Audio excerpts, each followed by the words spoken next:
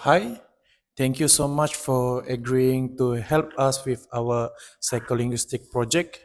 Before we officially start recording, we will introduce ourselves and we just need to ask a quick yes or no questions to make sure you fit our university criteria for this assignment. So my name is Christian Noel and my matrix number is MS2410314458 and I will be focused on exposure and acquisition. My name is Erika Grace Chuprin and my metric number is MS2410319497 and I will be focusing on context and proficiency. My name is Selisani Sinal. My metric number is 241031499. I will asking about code switching and attitudes. My name is Gabriel Bin Gabo, and my metric card is MS 241031369. And I will be focusing on psycholinguistic reflection and wraps up. So, our first question is: have you had regular exposure to at least four languages in your life? Yes. Okay, next. Did you learn at least two of those languages before you turned 7 years old? Yes. Do you currently use at least three of those languages actively? Yes. And just to confirm, you are not currently taking the introduction to psycholinguistic courses, right? No. Perfect. Now we are going to hit record now. We will be asking you about your experience managing Malay, English, Chinese, and Bugis. There are no right or wrong answer. We just want to hear your story. So I will start off. Can you walk us through the timeline of your life and tell us exactly when and how each of your languages was introduced? Sure, I was exposed to Malay from birth because my family speaks Malay at home. I also started hearing Bugis from my grandparents when I was very young. When I entered preschool at the age of 5, I began learning English through songs, storybooks, and my teachers. Later, when I started secondary school, I was introduced to Mandarin as part of my school subjects. Okay, thank you. Next, for the two languages you learned before you were 7, did you learn them at the exact same time, like from birth, or did one come slightly after the other? I learned Malay because it was the main language used by my parents. Bugis came shortly after because my grandparents often spoke it with me. So, although I was exposed to both language from a young age, Malay became my stronger language. And my last question is, who were your main teachers for those early languages? For example, did Bugis and Malay come mostly from your parents and grandparents at home, or did you pick them up from friends and media? My parents were my main teachers for Malay, while my grandparents taught me Bugis through daily conversations. I also learned from relatives, neighbors, television, and cartoons, which helped improve my vocabulary naturally. I will check over for this next part. If you look at typical week in your life right now, where do you use each language? For instance, what do you speak at home, at university, or work, and when you're hanging out with friends? I use Malay most of the time with my family and friends. I use English during university class, assignments, and when reading academic materials. I speak Bugis mainly with my grandparents and older relatives.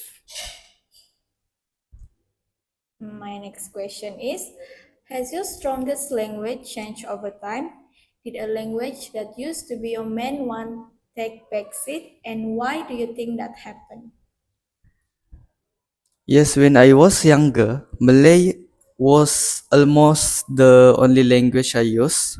As I enter university, I start using English much more for studying and presentations, so my English became stronger. However, Malay is still my most fluent language because I use it every day. Okay, when you are doing something completely automatic in your head, like doing quick mental math, counting monies, or even dreaming, which of your four languages usually take over? I usually think in Malay because it is my first language and feels the most natural. Most of my inner thoughts, counting, and even dreams happen in Malay. Okay, my last question is, are there any of your languages where you understand almost everything you hear perfectly, but you actually struggle to speak it to yourself? Yes, that will be Bugis. I can understand almost everything my grandparents say, but sometimes I struggle to respond fluently because I don't use it as often as I used to. Okay, so moving on to how you mix languages. In Malaysia, it's really common to mix Malay, English, and Chinese together. When you are talking to someone who knows the same languages as you, how often do you switch between them in a single sentence? I actually do it quite often, especially when I'm talking to my friends. We usually mix Malay and English in the same conversations because everyone understands both language. Sometimes if I'm talking to my grandparents, I also include a few Bugis words. It happens naturally without me even realizing it. Okay, so next question is when do you mix them or code switching? Why do you think you do it? Is it mostly to express your personality and connect with friends? Or is it usually because you temporarily forget a specific word in one language? I think I mix language because it's more natural and comfortable. Sometimes one language has a word that express my thoughts better than another. There are also moments when I can remember a word in one language, so automatically I use the word from another language. It also helps me connect with my friends because we all speak this way. Okay, so last question from me. Growing up, how did people around you, like your family, teachers, or society, react when you mix your language?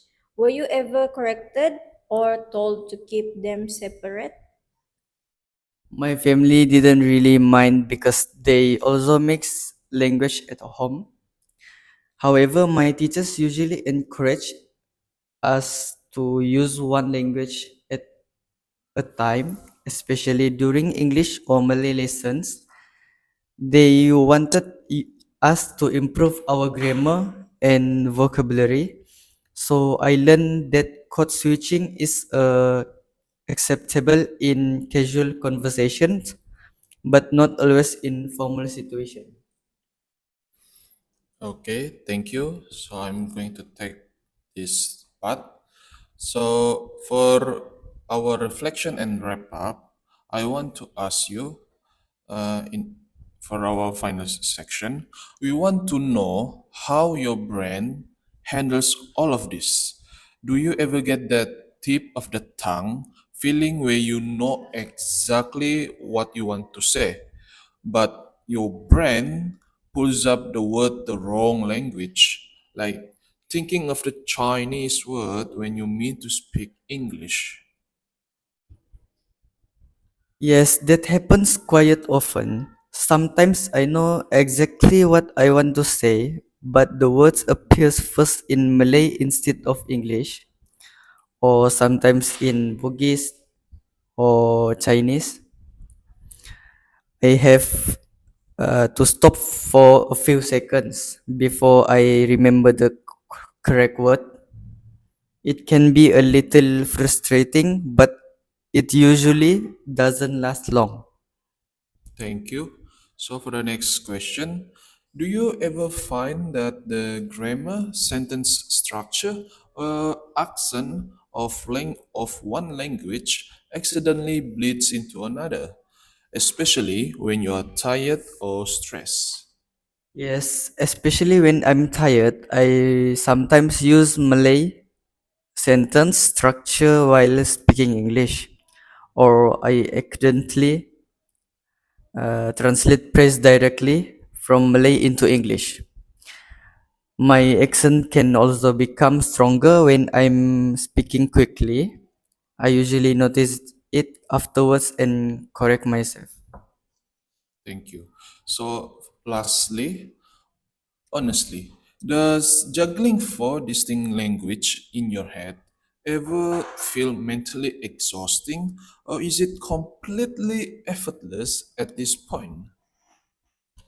At first, it was a little challenging because I had to remember different vocabulary and grammar rules. But after using this language for many years, switching between them has become much easier.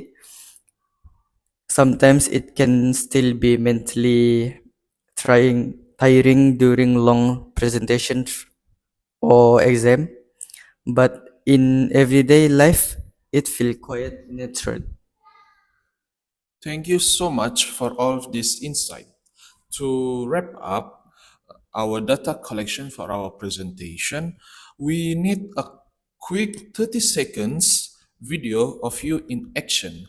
Could you look directly at the camera, introduce your name, your age, and tell us your favorite food, and say goodbye, but please do it by switching smoothly through Malay, English, Chinese, and the Bugis language. 我的名字是 Ridwan, umurku 20 CD. My favorite food is pizza. Terima kasih dan jumpa lagi. That was perfect. Thank you again for your time and for helping us with our project.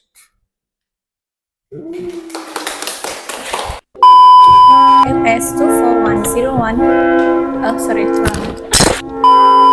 Taking the introduction did Bugis in Malay come?